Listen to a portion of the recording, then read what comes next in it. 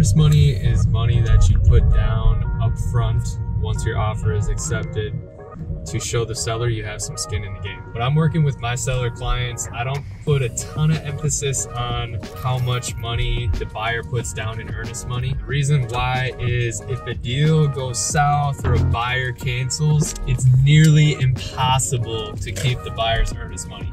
First, the buyer can back out for any reason at all, including cold feet during the inspection window, and retain their earnest money.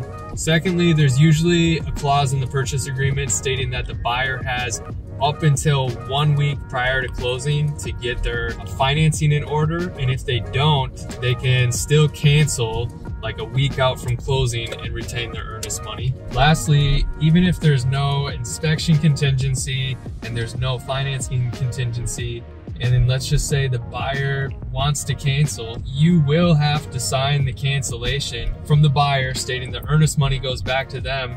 Otherwise, you won't be able to sell the house to someone else. I've been through all these scenarios, so I know firsthand. In my opinion, Minnesota is set up way too easy for the buyer to keep their earnest money, and there's really not much recourse a seller has to keep the buyer's earnest money if the buyer does not perform. Do you think the earnest money rules should change in Minnesota?